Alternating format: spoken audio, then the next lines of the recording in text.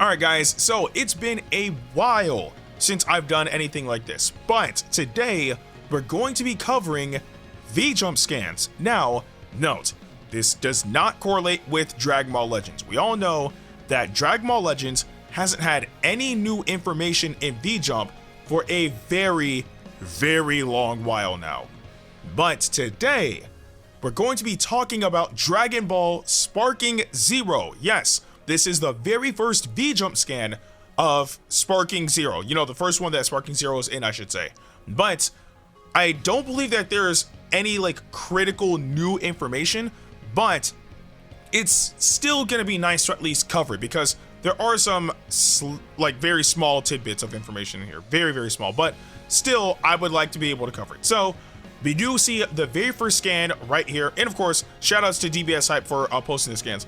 Anyway, we see the very first scan here, and I have rough translations of what everything is, you know, being said in the scan. So again, take what I'm saying with a slight grain of salt, but either way.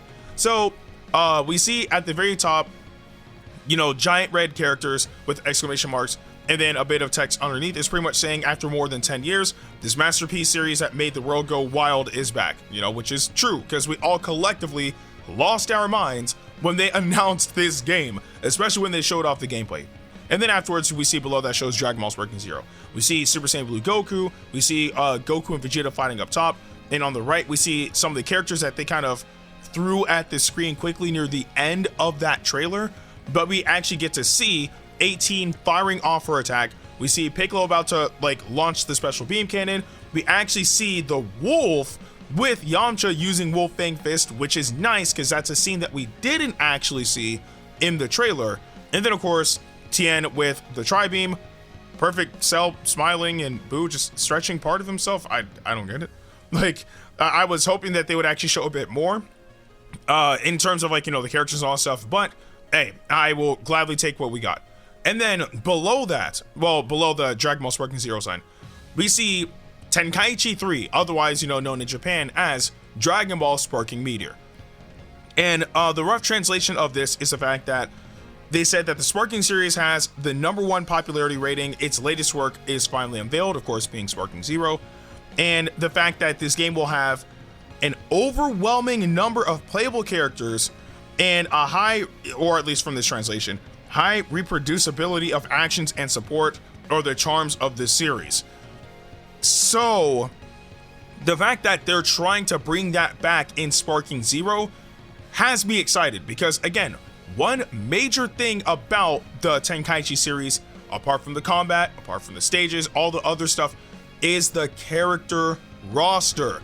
Having a large roster is synonymous with the Tenkaichi series. So it would be absolutely insane if we had a new Tenkaichi game after over a decade and they didn't give us a massive roster. Again, bare minimum, I'm expecting from Dragon Ball to Dragon Ball Super. Bare minimum, right? And that's including GT. That's the minimum of what I expect, right? And then if we're really lucky, then we can get Dragon Ball Daima, which that is rumored to be in the game as well, because of course, also thanks to DBS Hype, he also stated that we can potentially get that in the game as well, where it would go from OG Dragon Ball all the way to Dragon Ball Daima.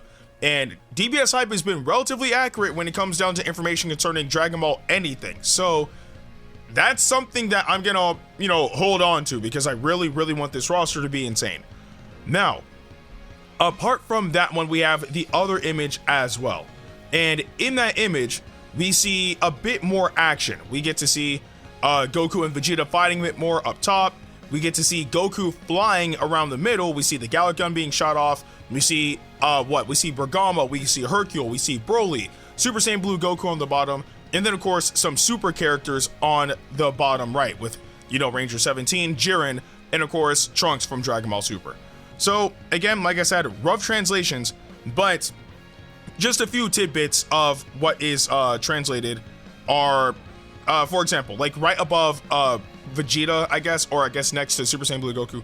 Anyway, It says, while inheriting the traditional battle system of the series, such as the ability to move across the sky with flying techniques, rush attacks, and blow off chases, it has evolved into the 3D Dragon Ball action, which allows us to move at high speed.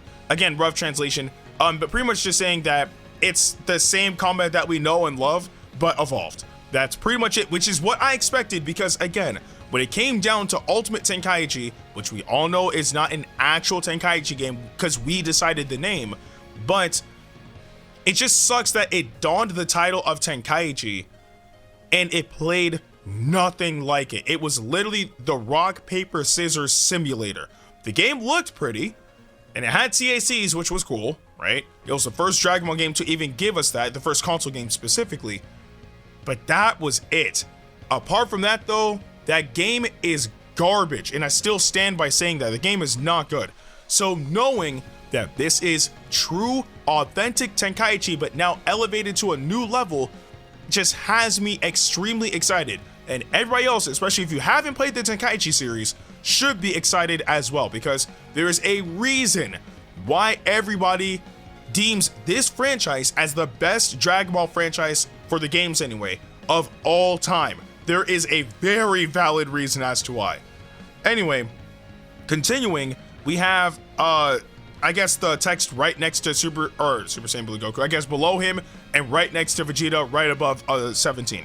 So it says the technique is sparking. Vegeta's full-bodied Gallic gun is super explosive. Has there ever been a Gallic gun so flashy? It has great firepower that blows away all obstacles such as rocks and buildings.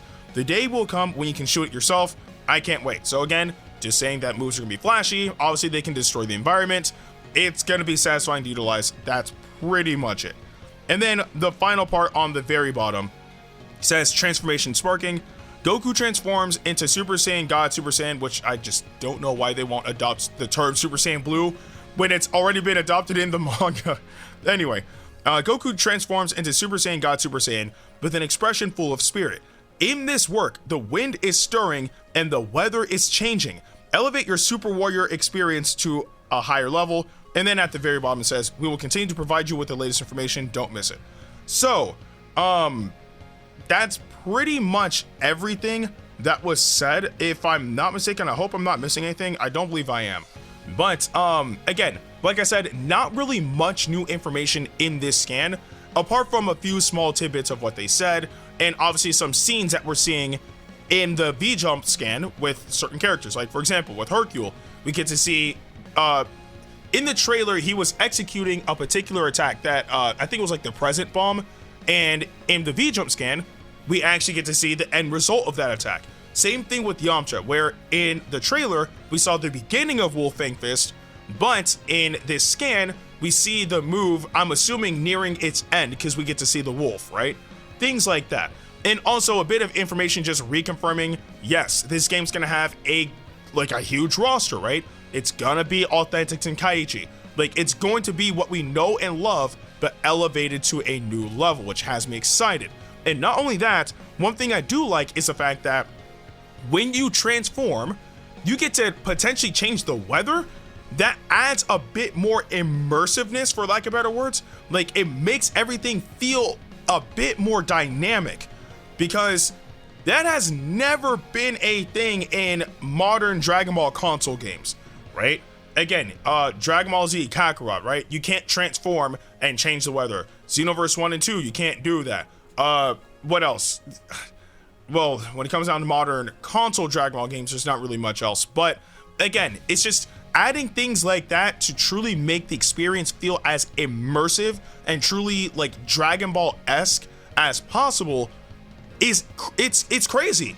Like, it's even small things like that is enough to be excited for this game, because again, we already know how good Tenkaichi is, but now with this fourth official entry from the series, then everything's gonna be just absolutely mind-blowing. I can't wait to see what more information we get in the future.